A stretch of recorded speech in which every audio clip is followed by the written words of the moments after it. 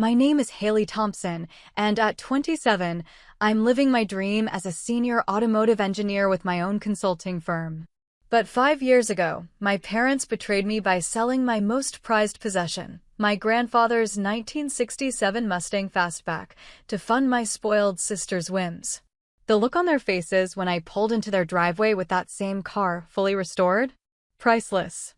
Before I get into this crazy story, let me know where you're watching from and hit that subscribe button if you've ever had something precious taken from you. Trust me, you'll want to see how I turn this heartbreak into the best revenge success story. My love affair with cars began when I was just 7 years old. My grandfather, Robert Thompson, was a mechanical genius who spent his weekends in his garage, always tinkering with some vintage beauty. While other little girls were playing with dolls, I was handing tools to Grandpa Rob and soaking up every word as he explained how engines worked, what made a carburetor tick, and why certain cars were engineering marvels. "Haley girl," he'd say, wiping grease from his weathered hands, "cars aren't just machines. They're stories on wheels. Every ding, every repair, every mile, they all tell you something about the journey." His garage was my classroom, and under that metal roof, I learned more than just mechanics. I learned patience, problem-solving, and the satisfaction of bringing something back to life with your own two hands. My parents never really understood this connection. They'd smile politely when I'd come home covered in grease, but the pride in their eyes was always reserved for my younger sister, Megan. Megan was everything I wasn't: conventionally pretty, socially adept, and interested in things my parents found easier to understand. While I was calculating gear ratios, she was calculating social hierarchies. Don't get me wrong, I loved my sister, but even as kids, we inhabited different universes. On my 13th birthday, everything changed. Grandpa Rob took me to the back of his garage and pulled a tarp off a rusted, dented frame that barely resembled a car. "Know what this is?" he asked, eyes twinkling. Even in that condition, I recognized the distinctive lines. 1967 Mustang Fastback, I breathed, running my hand along the faded paint. "Smart girl. She needs a lot of love, but she's got good bones." He handed me the key, just a simple piece of metal, but it felt like gold in my palm. "When you turn 16, she's yours. But only if we restore her together. Deal?" I couldn't believe it. The Mustang was legendary, the kind of car that made people stop and stare, the kind that rumbled with American muscle car history. And Grandpa was offering it to me. Not to my dad. Not to any of my cousins. To me. For the next 2 years, every weekend was dedicated to that car. We sourced original parts from junkyards and specialty shops. Grandpa taught me to weld, to sand, to prime. We rebuilt the engine piece by piece. My hands grew calloused, my knowledge expanded, and that car slowly transformed from a rusted shell into something magnificent. My parents would occasionally peek into the garage, nod politely, then return to whatever activity Megan was involved in, usually something that required expensive clothing, lessons, or travel. I noticed, but I didn't care. I had Grandpa Rob and the Mustang. Then, 3 months before my 16th birthday, Grandpa had a massive stroke. One minute he was showing me how to install the Mustang's new carburetor, the next he was being rushed to the hospital. He never regained consciousness. 2 weeks later, we buried the man who had shown me what passion truly meant. The day after the funeral, my father handed me an envelope. "He wanted you to have this," Dad said awkwardly. Inside was a handwritten note and the title to the Mustang, legally transferred to my name. The note read simply, "Haley girl, finish what we started. Every mile you drive in her is a mile I'm riding shotgun with you. Love, Grandpa." I sobbed for hours, clutching that piece of paper. The Mustang wasn't just a car anymore. It was my last connection to the person who had truly seen me, who had valued what made me different. The restoration wasn't complete, but I was determined to finish it before college. I took after-school jobs to pay for parts. I watched tutorial videos when I got stuck. I even recruited a couple of guys from the high school auto shop class to help with the heavy lifting. By the summer before my senior year, the Mustang was about 80% complete. The engine ran, though it needed fine-tuning. The body was painted a gorgeous vintage blue. The interior still needed work, but I could see the finish line. That car represented everything to me: my relationship with my grandfather, my own determination and skill, and my future. I planned to drive it to college, where I would study automotive engineering. In my mind, the Mustang was both my past and my future.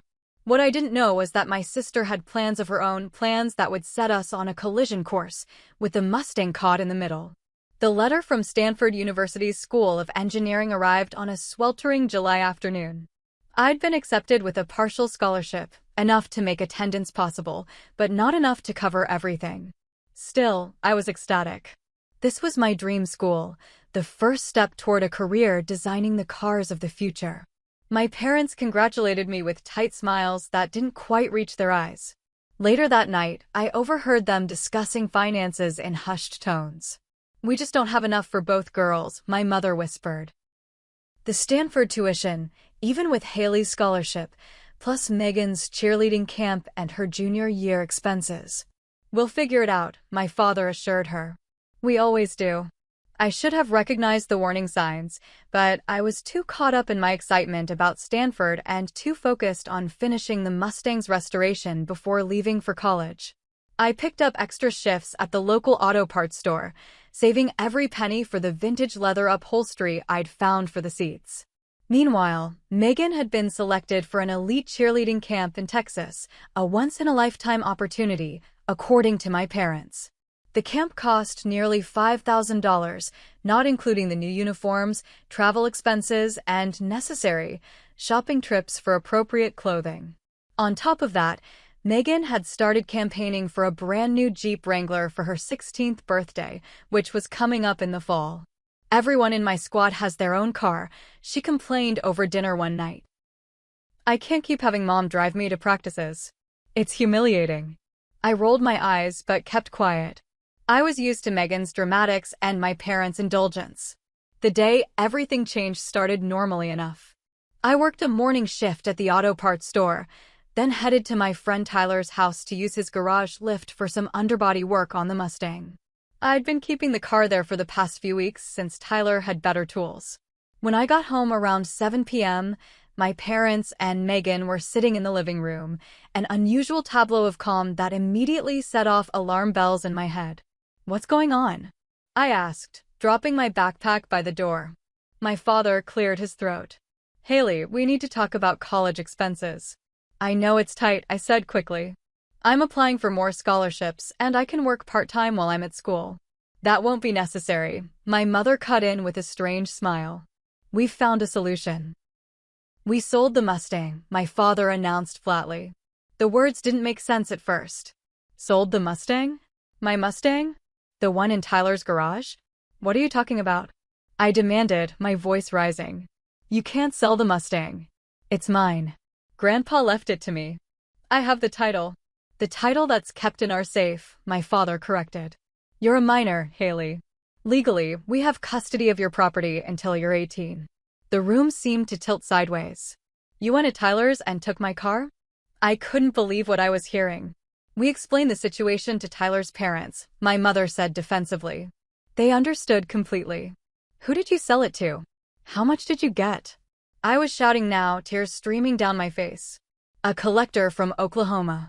He gave us $15,000 cash, which was very generous considering the car isn't even finished."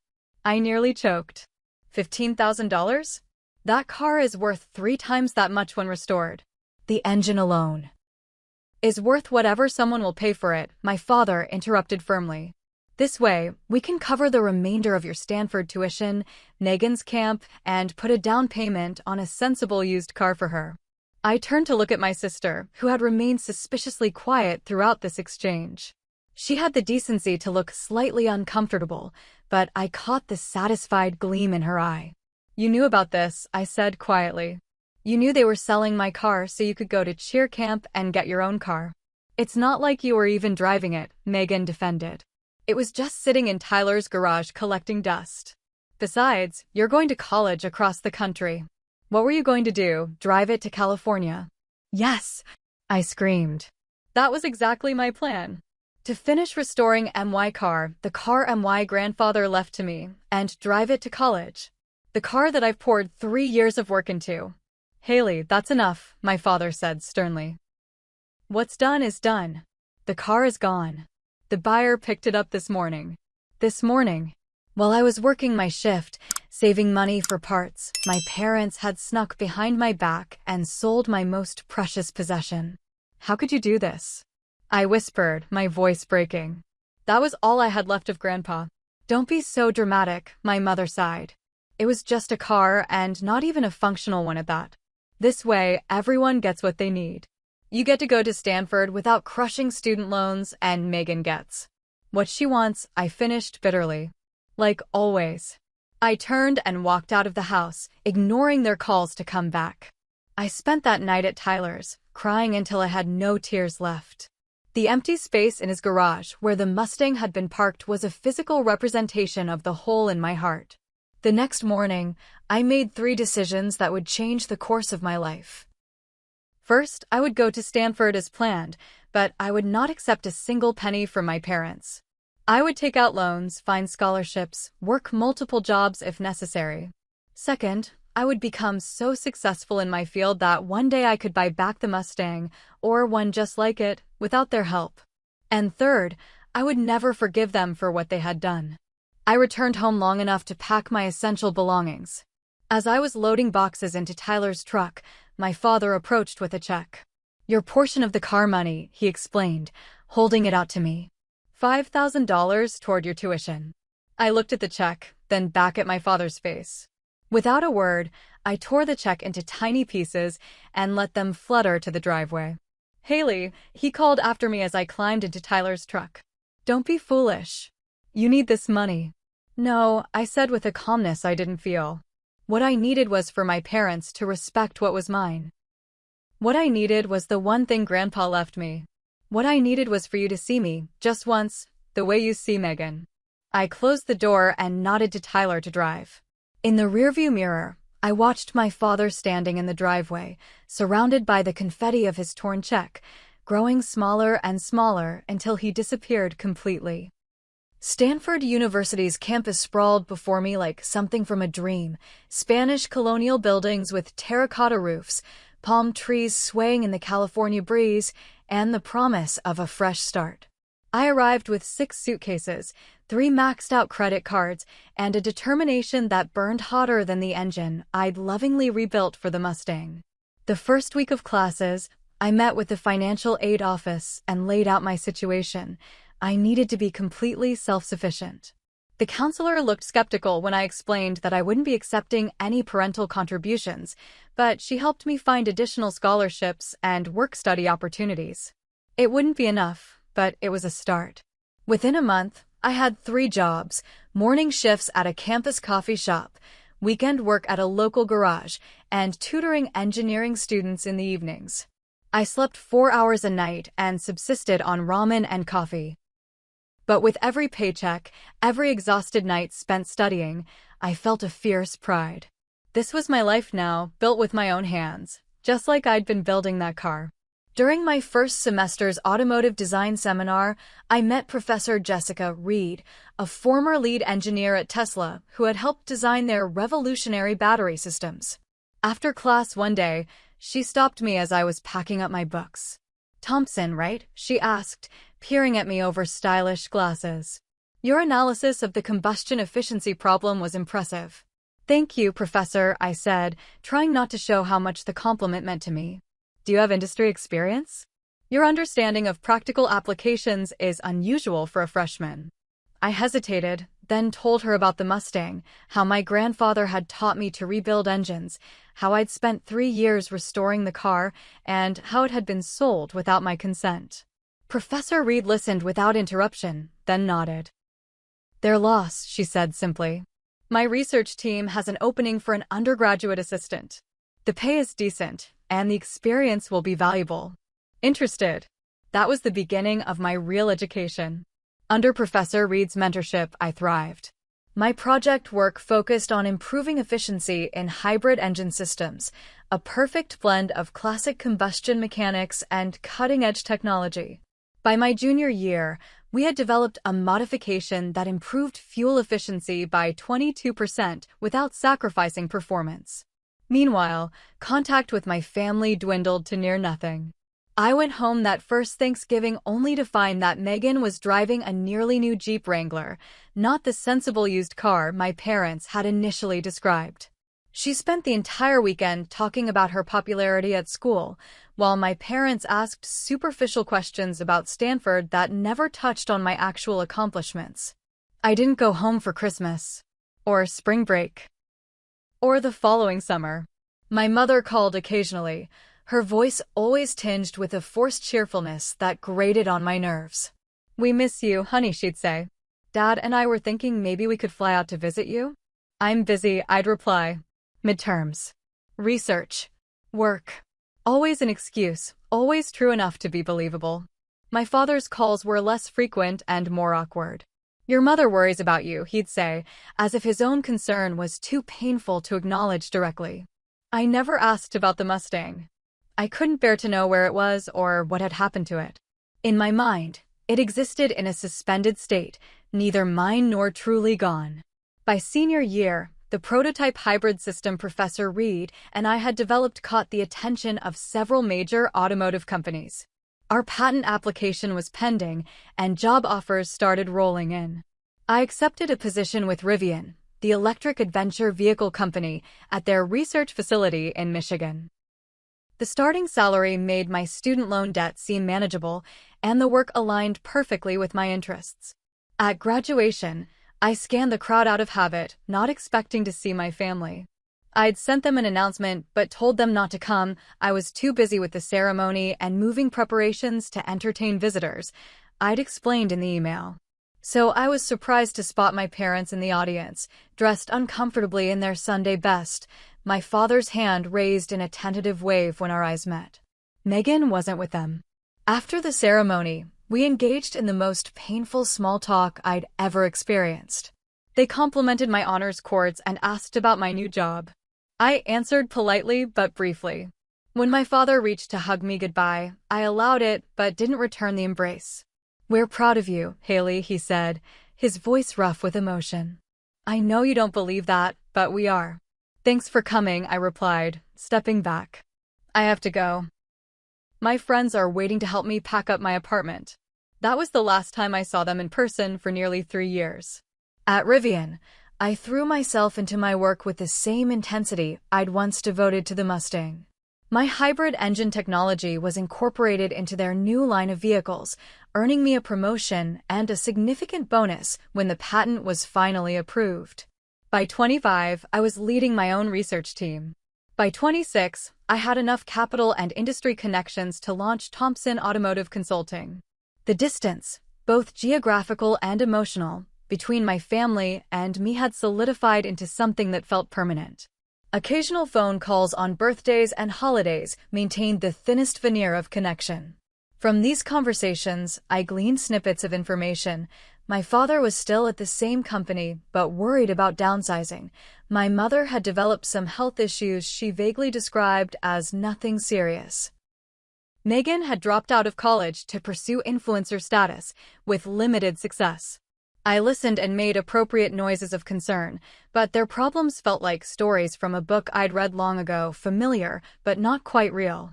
With my growing financial success came the ability to indulge my passion again. I purchased a spacious garage in a Detroit suburb and began collecting classic cars in need of restoration. A '69 Camaro, a '73 Corvette Stingray, a '65 Shelby Cobra replica. Each one filled a small part of the void left by the Mustang, but none quite captured its meaning. Then one night, scrolling through an online forum for classic car enthusiasts, I saw a post that stopped my heart. 1967 Mustang Fastback, blue, partially restored, engine rebuilt but needs work. Previous owner claims it was restored by his granddaughter before he bought it. Attached was a single photo, grainy and dark, but unmistakable. The distinctive paint color I'd selected. The chrome trim pieces we'd spent months tracking down. The custom wheels my grandfather had insisted were the only ones worthy of the car. My hands shaking, I messaged the poster. "Where's this car now? Who owns it?" The response came hours later, been through a few owners. Last I heard, it was sold to a junkyard in Illinois after an accident damaged the front end. Shame. Was a beauty in progress. I hired a private investigator the next day. It cost me $10,000 and took 3 months, but they found it, my Mustang, sitting in a junkyard outside Chicago. Its once beautiful blue paint faded and rusted. The front crumpled from an impact with what appeared to be a tree. The engine had been stripped for parts. The junkyard owner wanted $3,000 for it, highway robbery for what was essentially a shell, but a bargain for what it meant to me. I paid without negotiation and had it transported to my garage in Michigan. When the flatbed truck delivered what remained of my grandfather's legacy, I stood in silence for a long time, just looking at it. Then I placed my hand on the damaged hood, feeling the cold metal beneath my palm. "I found you," I whispered. "And this time, no one's taking you away from me." I documented every step of the restoration process on social media. Reunited. A '67 Mustang's journey home gained a surprising following. Other car enthusiasts, restoration specialists, and people who simply appreciated the story of reclaiming something lost. I didn't share all the details of how the car had been taken from me, but I hinted at enough that followers understood this was more than just another project. What I didn't reveal on those posts was my ultimate plan for the Mustang once it was restored, a plan that would bring my long separation from my family to a dramatic end. 2 years into my career at Rivian, the company's leadership recognized the potential of the hybrid engine system I'd helped develop. They assigned me to lead a special project team focused on integrating this technology into their next generation of vehicles. My team consisted of 12 engineers, each specializing in different aspects of automotive design, from aerodynamics to materials science, but I was the youngest department head by nearly a decade. "Thompson," my director said when he offered me the position, "you've got an old soul when it comes to engines. You understand both where we've been and where we're going." That's rare. I thought of my grandfather and wished he could have heard those words. Leading the project taught me more than just technical skills. I learned to manage people, to navigate corporate politics, and to present complex ideas to executives who cared more about profit margins than engineering elegance. The pressure was immense, but so was the satisfaction when our prototype exceeded performance expectations. The breakthrough came during a late-night testing session. We'd been struggling with heat management in the hybrid system. The transition between electric and combustion power created temperature spikes that affected overall efficiency. I was alone in the lab, reviewing thermal imaging data for the 100th time, when I remembered something my grandfather had shown me on the Mustang. "Engines breathe, Haley girl," he'd explained, pointing to the intake manifold. "And just like people, they perform best when they breathe rhythmically." That simple insight led to a radical redesign of the power transition timing. Instead of treating the electric and combustion components as separate systems that handed off to each other, we created a pulsed integration that allowed them to work in a synchronized rhythm. The result was a 34% increase in efficiency and a smoother performance than anything currently on the market. When we unveiled the technology at the Detroit Auto Show, industry publications called it revolutionary. 3 months later, I filed the patent application with Rivian's backing. 6 months after that, licensing inquiries started coming in from other manufacturers. The royalties from the patent transformed my financial situation overnight. My first check was enough to pay off my remaining student loans and put a down payment on a modest house with the large garage I'd always dreamed of. The second check allowed me to quit Rivian and establish Thompson Automotive Consulting. Starting my own firm was terrifying and exhilarating. I leased a small office space in a Detroit suburb, hired an administrative assistant named Zoe who quickly became indispensable, and began reaching out to contacts I'd made in the industry. My pitch was simple.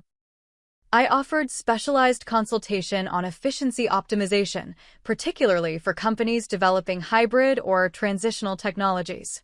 My first client was a Japanese motorcycle manufacturer looking to develop a hybrid sport bike. The second was a German luxury car company interested in adapting my patented system for their performance line. By the end of my first year as an entrepreneur, I had 6 major clients and had hired 3 additional engineers to help manage the workload. Success brought unexpected attention. Automotive Engineering Monthly featured me in their 30 Under 30 issue. I was invited to speak at industry conferences and university engineering programs. A particularly surreal moment came when Stanford asked me to give a guest lecture to the same program I'd graduated from just a few years earlier.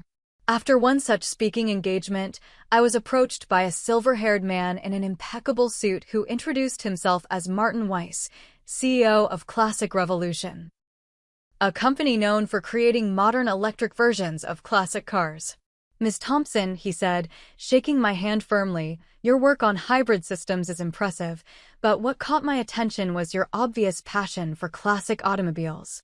The examples you used in your presentation, particularly that '67 Mustang, showed real knowledge." I smiled, thinking of the partially restored Mustang waiting in my garage. "I grew up with those cars, Mr. Weiss. My grandfather taught me everything I know about engines by restoring classics." "Then perhaps you'd be interested in a partnership. We're looking to develop a new line that honors the spirit of American muscle cars while incorporating cutting-edge hybrid technology. Your expertise in both worlds would be invaluable." The collaboration with Classic Revolution expanded my business beyond consultation into actual product development. We created a prototype system that could be retrofitted into classic car bodies, providing modern performance and efficiency while maintaining the distinctive feel and sound that collectors cherished. As my professional reputation grew, so did my personal collection of restoration projects. The garage attached to my house quickly proved inadequate, so I purchased an old body shop on the outskirts of Detroit, 5,000 square feet of space with lifts, specialized tools, and room for up to 8 vehicles. Weekends and evenings found me there, often working alone, restoring classics one by one. Each car taught me something new, but they were all preludes to the project that truly mattered, the Mustang. I approached its restoration differently than my other projects. This wasn't just about mechanical perfection or historical accuracy, it was about reclaiming a piece of my history. I hunted down original parts, often paying premium prices. I consulted with Mustang specialists when I encountered challenges. I even tracked down the same type of vintage leather my grandfather and I had planned to use for the seats. The engine was the greatest challenge. The original had been stripped for parts, leaving little more than the block. I considered installing one of my hybrid systems. It would have been poetically fitting, but ultimately decided to rebuild it to the original specifications. This car wasn't about showcasing my professional accomplishments. It was about honoring the legacy my grandfather had entrusted to me. The restoration took 18 months of dedicated work. I documented every step on social media, where my account had grown to over 200,000 followers. I didn't share the full story, just that the car had once belonged to my grandfather, had been sold, and that I'd spent years tracking it down. The comments were full of encouragement and questions about when I'd reveal the completed project. "Soon," I always replied. "There's one more journey this car needs to make first." That journey's destination became clear when I received a phone call from my father one Sunday evening, the first time he'd called directly in nearly 2 years. "Haley," he said, his voice sounding older and more tired than I remembered, "I know we don't talk much, but I thought you should know what's happening here." He explained that his company had finally gone through with the long-threatened downsizing, eliminating his middle management position after 26 years.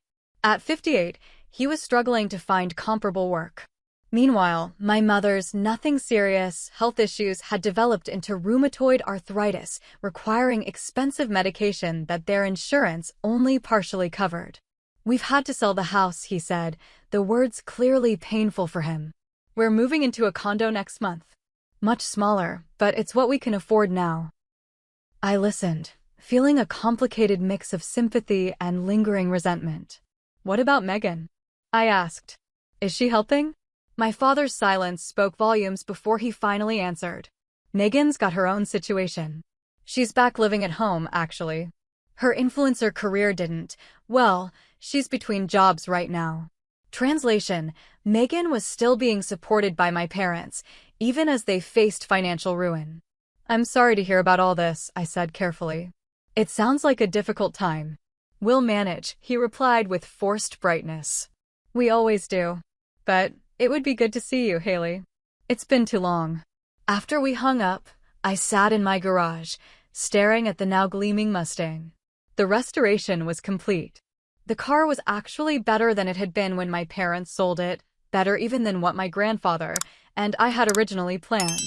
Every curve, every component, every stitch in the leather seats was perfect. I ran my hand along the hood, feeling the cool, smooth metal beneath my palm. What do you think, Grandpa? I asked aloud. Is it time to go home? The next day, I called my father back and told him I'd be visiting in 2 weeks. I didn't mention the Mustang. Some returns are better when they're a surprise. My parents' financial situation was worse than my father had admitted over the phone.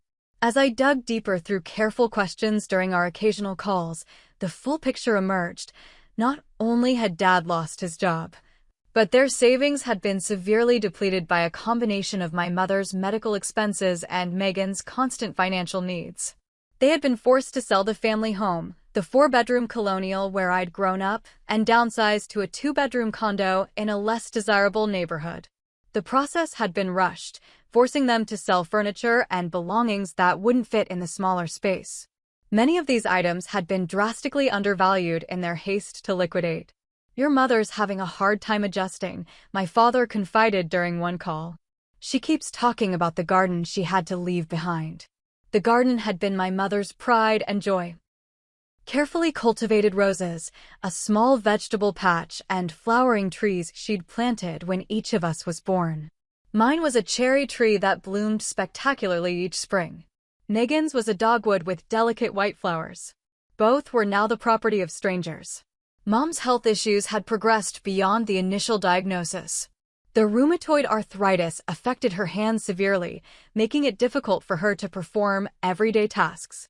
The medication that best controlled her symptoms cost $600 per month after insurance, an expense they could barely manage. But we're making it work, Dad insisted, his voice strained with forced optimism. The condo is cozy, and it's less maintenance. And your mother's trying some alternative therapies that might help reduce the medication costs. What he didn't say, what I had to piece together from comments and context, was that they were behind on payments for nearly everything: the mortgage on the new condo, medical bills, utilities. They were slowly drowning in debt, too proud to ask for help but too overwhelmed to find a solution. Meanwhile, Megan had returned home after her influencer career failed to materialize. She had dropped out of college 3 credits short of graduation to pursue social media fame, convinced that her cheerleading background and personal style would translate into sponsorships and opportunities. When that plan collapsed, she'd cycled through a series of retail jobs, never keeping any position for more than a few months. Now she was living in the 2nd bedroom of my parents' condo, supposedly saving money for her own place, but, from what I could gather, contributing little to the household expenses. Your sister's going through a tough time, my mother said defensively when I asked about Megan's situation. She's trying to find herself. At 25? I couldn't help responding. While you and Dad are selling your possessions to make ends meet? Everyone's journey is different, Haley, my mother replied with that familiar tone, the one that had always suggested Megan needed more understanding, more patience, more support than I did. My best friend from college, Alex Chin, now a financial advisor in Chicago, listened as I vented my frustration during one of our weekly video calls. They're still enabling her, I fumed, pacing across my living room with my phone. Even when they literally can't afford it. And she's letting them. Who does that? Alex's face on my screen remained thoughtful. Someone who's never had to face consequences, he said finally. Look, I know you're still angry about the car. This isn't about the car, I interrupted, though we both knew that wasn't entirely true. Maybe not entirely, Alex conceded. But it is about patterns that started a long time ago. Your parents always treated you and Megan differently. They expected more from you and gave more to her. That dynamic doesn't just disappear. So, what am I supposed to do? Just watch them go bankrupt supporting my almost 30-year-old sister. Alex was quiet for a moment. What do you want to do, Haley? Not what you think you should do, but what do you actually want? I stopped pacing and sank onto my couch. I don't know, I admitted. Part of me wants to help them, they're my parents, and despite everything, I don't want them to suffer. But another part is still hurt, Alex finished for me. And maybe afraid that helping them financially means forgiving what they did. Is that petty? I asked. To still be hung up on something that happened when I was 17? It's not about the car itself, Alex said gently. It's about what it represented. They took something that was legally and emotionally yours and gave the benefits to your sister. That's a pretty fundamental breach of trust. I nodded, feeling the familiar ache whenever I thought about that day. Coming home to find the Mustang gone, sold without my knowledge or consent.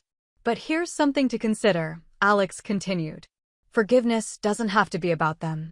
It can be about freeing yourself from carrying this weight. And helping doesn't have to mean enabling the same patterns. That conversation stayed with me as I completed the final touches on the Mustang's restoration. The car was now perfect, better than new, with its original character intact, but with subtle modern improvements to the brakes and electrical system. The vintage blue paint gleamed under the garage lights, and the engine purred with a satisfying rumble that I knew would have made my grandfather proud. As I polished the chrome trim one final time, I made my decision. I would go home, not just for a brief visit, but to truly confront the past. And I would bring the Mustang with me. I called my father the next day. Dad, I said when he answered, I'm coming home for a week. I think we need to talk. Really talk about everything that's happening with you and Mom. His surprise was evident in his silence before he finally responded. We'd like that, Haley. It's been too long. I'll drive down next weekend, I said, looking at the Mustang. There's something I want to show you. I spent the next few days preparing for the journey. I had the Mustang thoroughly checked by a trusted mechanic, packed a small suitcase, and organized my work schedule to allow for a full week away. I also contacted several realtors in my hometown, asking them to send information on available properties, smaller homes with good accessibility features that might suit my parents' needs. The morning of my departure, I stood in my garage looking at the Mustang, its tank full, ready for the 300-mile journey to my hometown. This car had already traveled so far from my grandfather's garage to mine, from neglected project to prized possession, from symbol of betrayal to emblem of my success. Now it would carry me back to face the family who had taken it from me, who had failed to see its value, both monetary and emotional, until it was too late. I ran my hand along the fender, feeling the smooth, cool metal beneath my palm. Let's go show them what they missed, old girl, I whispered, then climbed behind the wheel and fired up the engine. As I pulled out of my driveway, the rumble of the V8 vibrating through the steering wheel, I couldn't help smiling at the thought of my parents' faces when I pulled up in the car they had sold for a fraction of its worth, the car that now, like me, had been transformed into something more valuable than they could have imagined. The journey back to my hometown took 8 hours, longer than necessary, because I avoided the interstate when possible, preferring the scenic routes where the Mustang could truly shine. Every small town I passed through, people turned to look at the car, some offering thumbs up or appreciative nods. At gas stations, I fielded the inevitable questions. What year? How long did the restoration take? Is that the original engine? I answered politely but briefly, not sharing the deeper story. That revelation was reserved for the people waiting at the end of my journey. As familiar landmarks began to appear, I felt a strange mixture of nostalgia and anxiety. The diner where my family used to have Sunday breakfast. The high school where I'd been the odd girl who preferred shop class to cheerleading. The park where my grandfather had sometimes taken me to feed ducks when I was very young. I followed my GPS to my parents' new address. A beige condo building in a development that hadn't existed when I lived here. It looked bland and impersonal, a stark contrast to our old family home with its wraparound porch and maple trees in the front yard. Taking a deep breath, I pulled the Mustang into a visitor's parking space and cut the engine. For a moment, I sat in silence, my hands still resting on the steering wheel, gathering my courage. "We're here, Grandpa," I whispered. Then I grabbed my weekend bag from the passenger seat and headed for Building 3, Unit 204. My father opened the door before I could knock. He must have been watching from the window. He looked older than I remembered, his hair now completely gray, new lines etched around his eyes and mouth, his shoulders slightly stooped.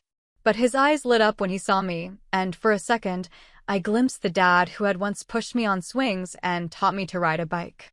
"Haley," he said, his voice thick with emotion. "You're really here." Before I could respond, he pulled me into an awkward hug. I allowed it, even returning it briefly before stepping back. "It's good to see you, Dad," I said, surprised to find I meant it. He ushered me inside.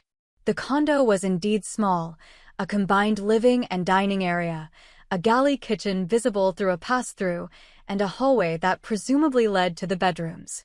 The furniture was a mix of pieces I recognized from our old house, looking oversized in the smaller space, and newer, cheaper items probably purchased to fill gaps. My mother rose from an armchair as I entered.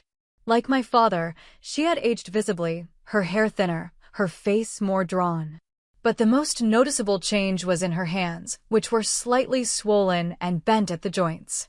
She wore a simple gold wedding band, but her fingers had become too misshapen for the diamond engagement ring I remembered. "Haley," she said, her eyes filling with tears. "My beautiful girl." I hugged her more genuinely than I had my father, careful not to squeeze too tightly. "Hi, Mom. How are you feeling?" "Oh, good days and bad days," she said with forced brightness. "Today is definitely a good day now that you're here." We engaged in careful small talk as I settled in, discussions about my drive down, the weather, my mother's new medication regimen. They asked polite questions about my work, though I could tell they didn't fully understand what I did. Neither mentioned the Mustang, and I didn't volunteer that information. "Not yet. Is Megan here?" I asked finally, noticing the conspicuous absence of my sister. My parents exchanged a glance loaded with meaning I couldn't quite interpret. "She's out with friends," my father said. "She should be back for dinner. We're ordering from Antonio's, your favorite pizza place. It's still there, though Antonio Jr. runs it now." I nodded, remembering the thin-crust pepperoni pizzas that had been a special treat in my childhood. "Sounds good." My mother gave me a tour of their new home, a process that took all of 5 minutes given its size. The master bedroom barely fit their queen-sized bed and a single dresser. The second bedroom, where Megan was staying, was a chaos of clothing, makeup, and social media equipment, a ring light, a tripod, various backdrops. The bathroom was small, but had been modified with grab bars for my mother's safety. "It's cozy," my mother said with that same forced cheerfulness. "And the association takes care of all the outdoor maintenance, which is a blessing with my hands the way they are." I nodded, noting the lack of personal touches that had made our old house a home, the family photos that had lined the staircase, my mother's collection of blown glass figurines, the comfortable clutter of a life well lived. This place felt temporary, like an extended stay hotel rather than a home. As afternoon turned to evening, I helped my father set the table while my mother rested. This gave us a rare moment alone together. "Dad," I said quietly, arranging napkins at each place setting, "why didn't you call me sooner about all this? About Mom's health, about losing your job?" He kept his eyes on the plates he was setting out. "You made it pretty clear you wanted distance from us, Haley. And after what happened with the car." He trailed off, then sighed. "We didn't feel we had the right to ask for your help." I was formulating a response when the front door burst open and Megan blew in like a hurricane. At 25, my sister was still conventionally beautiful, though her looks now had a harder edge, too much makeup, hair bleached a shade of blonde that didn't occur in nature, clothing that seemed calculated for maximum social media impact. She stopped short when she saw me, her expression cycling rapidly through surprise, wariness, and finally a brittle smile. "Well, look who finally remembered she has a family," she said, dropping her oversized purse on the couch. "The prodigal genius returns." "Megan," my father said with a warning tone. "We talked about this." My sister rolled her eyes, but approached to give me a quick, perfunctory hug that smelled of expensive perfume. "Sorry." "Hi, Haley. You look corporate." I glanced down at my simple jeans and sweater. "Thanks, I think. You look exactly the same." An uncomfortable silence fell, broken by the arrival of the pizza delivery. We gathered around the small dining table, the conversation stilted and superficial. My parents asked safe questions about my work, my house in Michigan, whether I was seeing anyone I wasn't. Megan talked at length about her latest business idea, a lifestyle coaching service for young women, which sounded suspiciously like another attempt to monetize her non-existent influencer status. As we finished eating, I decided it was time. "I brought something to show you," I said, reaching for my phone. "Something I've been working on for the past couple of years." I pulled up the photo gallery dedicated to the Mustang's restoration and handed the phone to my father. "Swipe through these."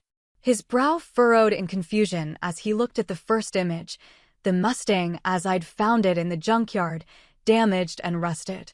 Then his expression changed to disbelief as he swiped through the progression of photos showing the car's transformation back to glory. "Is this?" he began, his voice trailing off. "Grandpa's Mustang," I confirmed. "The one you sold when I was 17. I tracked it down about 2 years ago." My mother leaned over to look at the photos, her hand rising to cover her mouth. "Oh my goodness," she whispered. "You found it." "What was left of it," I said, keeping my voice neutral despite the emotion welling in my chest. "It had been through several owners. The last one crashed it into a tree and abandoned it at a junkyard in Illinois. I bought it back and restored it again." My father looked up from the phone, his eyes suspiciously bright. "These photos are incredible. The car looks better than new." "It is better than new," I said. "And it's outside if you want to see it in person." The shock on their faces might have been comical under different circumstances. "You drove it here?" my father asked incredulously. "It's here right now?" I nodded, standing up from the table. "Come see." All three of them followed me outside to the visitor parking area where the Mustang sat gleaming under the early evening light, its vintage blue paint catching the golden hues of sunset. My father approached it slowly, almost reverently, circling the car with the careful eye of someone who appreciates fine craftsmanship. "Haley," he said finally, his voice rough with emotion, "this is extraordinary. The work you've done."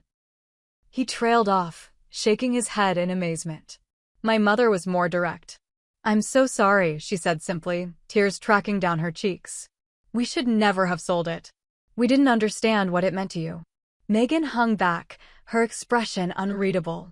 I wasn't sure what I had expected from her, perhaps more of the dismissive attitude she'd shown inside, but her silence was somehow more unsettling. "Would you like to see the engine?" I asked my father, popping the hood. He peered inside, visibly impressed by the immaculate restoration. "You rebuilt this yourself?" "From scratch." "Most of it," I confirmed. Some parts one had to source from specialists, but the assembly was all me.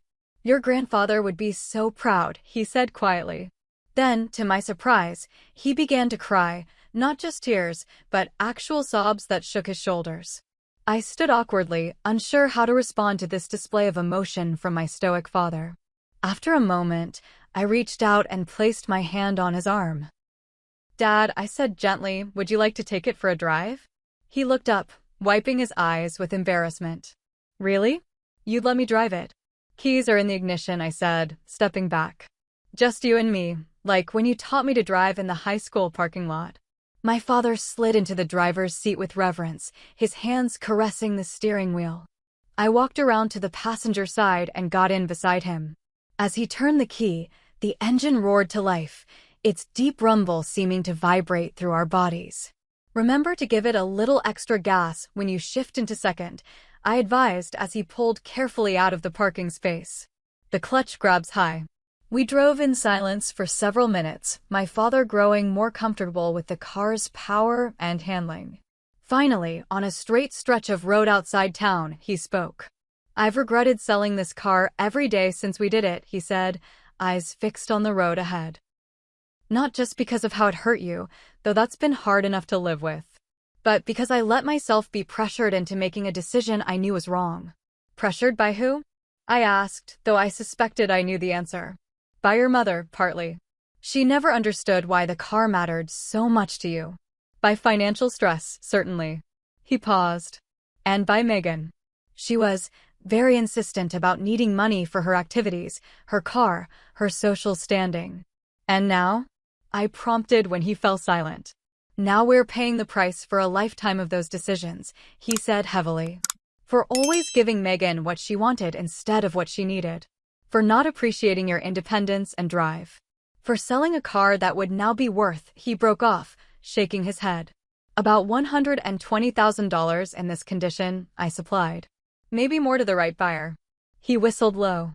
We sold it for $15,000 and thought we were being clever. It wasn't about the money, I said. It was never about the money, Dad. It was about respect. About honoring what Grandpa wanted for me. About asking before taking something that wasn't yours to take. I know that now, he said quietly. Too late, but I know it. When we returned to the condo, my mother was waiting anxiously in the parking lot. Megan had disappeared back inside. How was it? Mom asked as Dad reluctantly turned off the engine.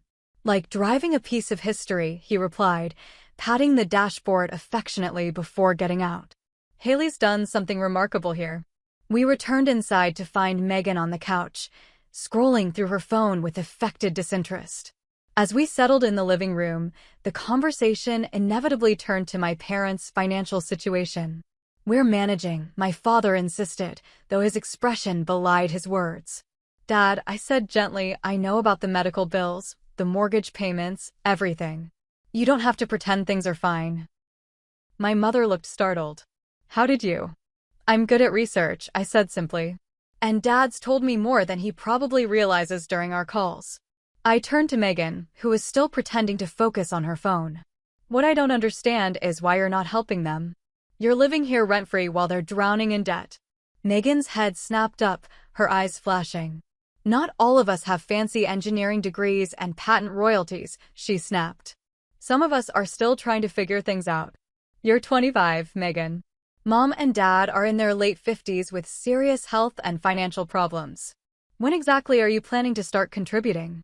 Haley, my mother interjected, your sister is going through a difficult time. No, Mom, I interrupted firmly. This is exactly the problem. You're still making excuses for her while you can barely afford your medication. It needs to stop. To my surprise, my father nodded. She's right, Linda. We can't keep doing this. Megan stood up abruptly. I can't believe this. You come back after 5 years of barely speaking to any of us, and suddenly you're the authority on our family dynamics? You don't get to judge my life. I'm not judging your life, I replied calmly. I'm pointing out that your choices are hurting Mom and Dad. That's just reality. Well, reality is that not everyone gets handed a classic car by Grandpa or has some special genius talent that makes them rich before 30. Megan shouted. Some of us are normal people who struggle. I took a deep breath, reminding myself that escalating would solve nothing. Megan, this isn't about comparing our lives. It's about the fact that Mom and Dad need help, and you're in a position to provide some of that help but aren't doing so. What do you want me to do? I barely make enough from my part-time job to cover my own expenses. You could start by paying rent, I suggested. Or contributing to groceries. Or helping Mom with her medication costs instead of buying designer clothes and salon treatments. Megan's face flushed with anger. You have no idea what my life is like. You've always been the perfect daughter, and I've always been the screw-up. Well, I'm sick of living in your shadow. She grabbed her purse and stormed toward the door. Megan, wait, my father called, but she was already gone, the door slamming behind her. An uncomfortable silence descended on the room. Finally, my mother spoke, her voice small. She'll calm down. She always does. I sighed, moving to sit beside my mother on the couch. Mom, Dad, we need to talk about your situation honestly. No more pretending things are fine when they're not.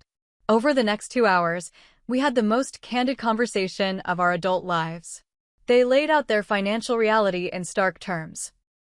The medical bills that kept mounting, the mortgage they could barely afford, my father's unsuccessful job search, and yes, the ongoing drain of supporting Megan's lifestyle. I want to help, I said finally. Not as a handout, but as an investment in our family's future. We can't take your money, Haley, my father protested. After everything. You're not taking it, I corrected. I'm offering it, with conditions. First, Megan starts contributing or finds somewhere else to live. Second, we look for a more suitable place for you both, something single level that's easier for mom to navigate and more affordable to maintain. Third, we get mom in to see a specialist I know in Detroit who's doing groundbreaking work with rheumatoid arthritis treatments.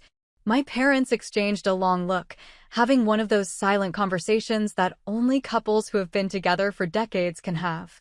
We need to think about it, my father said finally. This is a lot to process. Of course, I agreed. I'm here for a week. We have time. Later that night, after my mother had gone to bed and Megan still hadn't returned, my father asked me to join him on the small balcony off the living room. We stood side by side, looking out at the parking lot where the Mustang gleamed under the security lights. Your grandfather left that car to you because he saw something in you, my father said quietly. A determination, a meticulous attention to detail, a passion for bringing broken things back to life. I didn't see it then, or I did, but I didn't value it the way he did. He turned to face me, his expression open and vulnerable in a way I'd rarely seen. I'm sorry, Haley. Not just for selling the car, but for not appreciating who you were. For always expecting you to be the strong one, the independent one, while we focused on Megan's needs. It wasn't fair. No, I agreed, it wasn't. But you've become an extraordinary woman despite our mistakes. Maybe even because of them. He smiled sadly. I'd like to think your grandfather would be proud of how you've handled everything, not just restoring the car, but building your life on your own terms. I felt something shift inside me, not a complete healing of old wounds, but the beginning of a new understanding. I think he'd be proud of me for coming back, I said. For not letting resentment keep me away forever. My father nodded, blinking back tears. I'd like to show you something, he said, reaching into his pocket. He pulled out a small, worn photograph and handed it to me. In the dim light, I could make out the image of my grandfather standing beside a much younger version of my father. Between them was a car, not the Mustang, but an older model I didn't recognize. That was your grandfather's first restoration project, my father explained. A 1955 Chevy Bel Air. He sold it to pay for my college tuition when his business hit a rough patch. I was furious with him at the time. I'd helped with that car, loved that car. I looked up in surprise. You never told me that. Because I was ashamed, he admitted. Ashamed that I didn't understand what he was trying to teach me until it was too late. And then I turned around and did the same thing to you with the Mustang. He shook his head. History repeats itself when we don't learn from it. Maybe, I said, handing back the photograph, or maybe some lessons just take a few generations to sink in.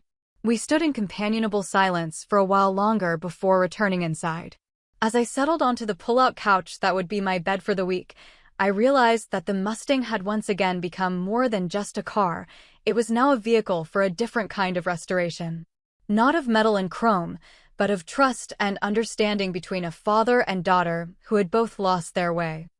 6 months after my return to my hometown, I stood in the driveway of a modest ranch-style home, watching my parents explore their new space with cautious excitement.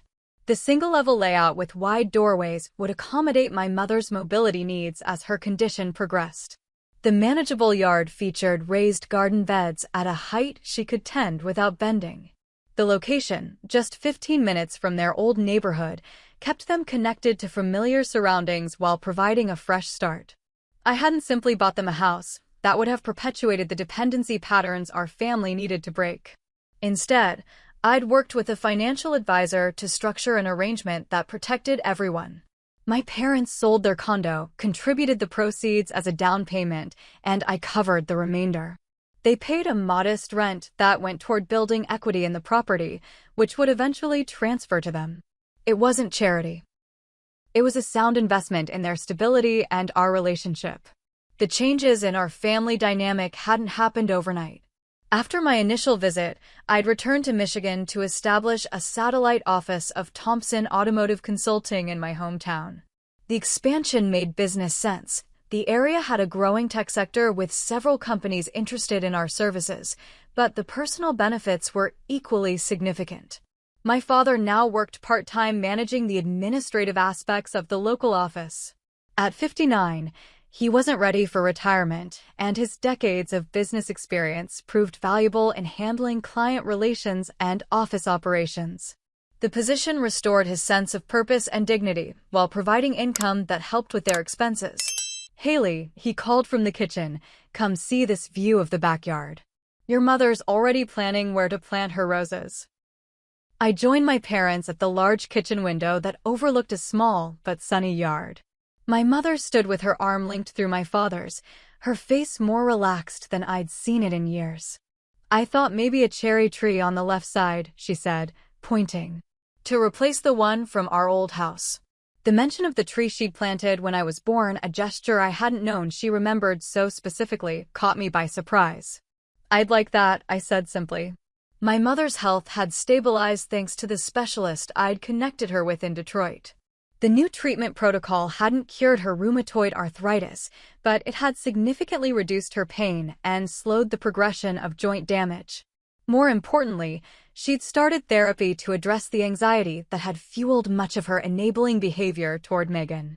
Speaking of my sister, her story had taken an unexpected turn. After storming out during my visit, she'd stayed with friends for several days before returning to have what my father described as the most honest conversation we've ever had with her. The truth that emerged was more complex than simple entitlement. Megan had spent years feeling inadequate compared to my academic achievements and close relationship with our grandfather. Rather than developing her own strengths, she leaned into being the needy child, unconsciously recognizing that our parents responded to dependency. Their attention and financial support had become her way of feeling valued. The family intervention that followed wasn't easy. There were tears, accusations, and painful acknowledgments on all sides. But ultimately, Megan agreed to professional counseling and to find her own apartment within 2 months. To everyone's surprise, perhaps most of all her own, Megan discovered an aptitude for event planning through a temporary job coordinating a charity fundraiser. She'd since built a small but growing business organizing local corporate events, utilizing her social skills in a productive way. She was still finding her footing financially, but for the first time, she was genuinely independent. Our relationship remained complicated. Years of rivalry and resentment couldn't be erased in months, but we'd established a tentative truce based on mutual respect for each other's separate paths.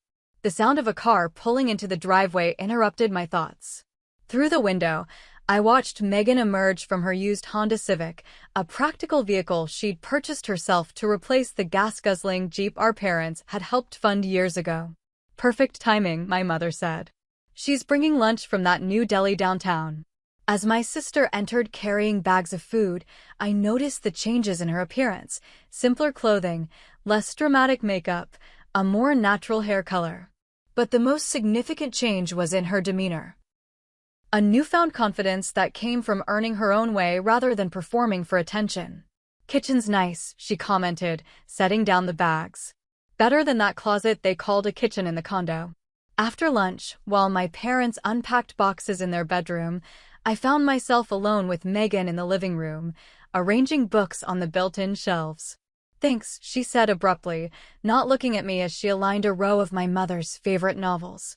"For lunch?" "It was your treat," I replied, deliberately misunderstanding.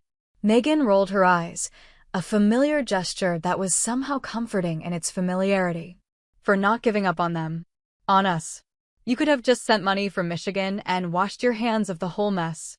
I considered this as I unpacked another box of books. "That wouldn't have fixed anything. And I didn't come back just for them." She looked at me then, really looked at me, perhaps for the first time in years. "I know," she said quietly. "You came back for yourself too. To finish things properly." The insight surprised me. Maybe therapy was helping her develop perception along with self-awareness. "Do you remember," she continued, "that time when we were kids and Grandpa took us fishing at Lake Mercer?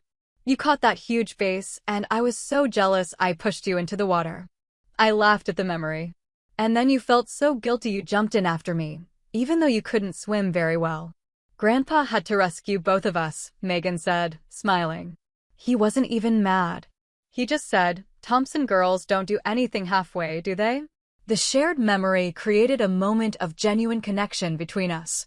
Not enough to erase the past, but enough to suggest that perhaps our future relationship could be built on something more substantial than competition and resentment. That evening, after Megan had left and my parents had retired to their new bedroom, exhausted from moving day, I sat on the front porch with a cup of tea. The Mustang was parked in the driveway, its silhouette distinctive in the gathering dusk. On impulse, I took my tea and the keys and slid into the driver's seat. The leather was cool against my back, the steering wheel smooth beneath my palms. I didn't start the engine, I just sat there, thinking about the journey this car had taken me on, literally and figuratively. When my grandfather left me the Mustang, he wasn't just giving me a vehicle, he was giving me a lesson in value. Not just the monetary value of a classic car, but the value of persistence, of craftsmanship, of seeing potential where others saw only rust and dents. He was teaching me that sometimes the things most worth having are the ones you have to rebuild yourself. My parents had failed to understand that lesson when they sold the car. But in a strange way, their mistake had set me on a path that proved the lesson more powerfully than if they'd respected my inheritance. I had built myself along with rebuilding the car, becoming someone stronger, more capable, and ultimately more forgiving than I might otherwise have been. The following weekend, I organized a family outing, a drive in the Mustang to my grandfather's favorite spot, a scenic overlook about an hour from town. My father sat in the passenger seat, my mother and Megan in the back. As we cruised along country roads, the autumn leaves creating a kaleidoscope of color around us, I found myself thinking about the difference between revenge and redemption.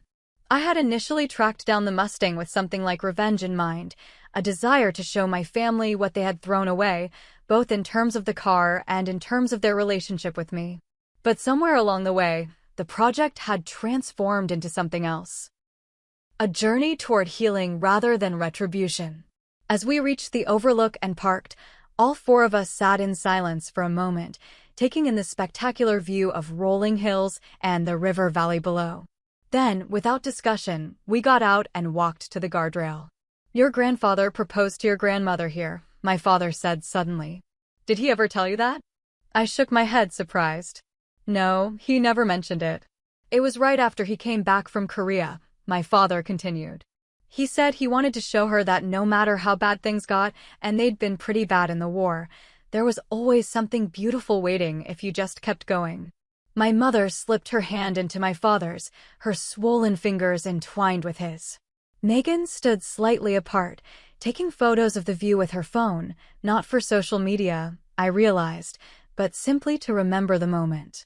I thought about my grandfather's words, about beauty waiting for those who persevered. The Mustang hadn't just been waiting for me, I'd had to search for it, fight for it, rebuild it piece by piece. The same was true of my relationship with my family.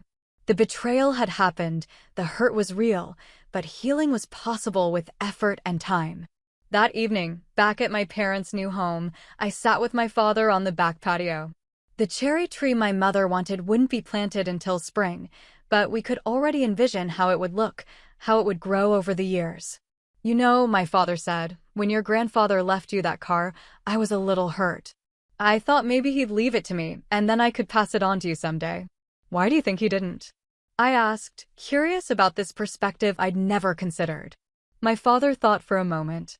"Because he knew you'd appreciate it in a way I never could. And because he understood something about you that took me much longer to see." "What's that?"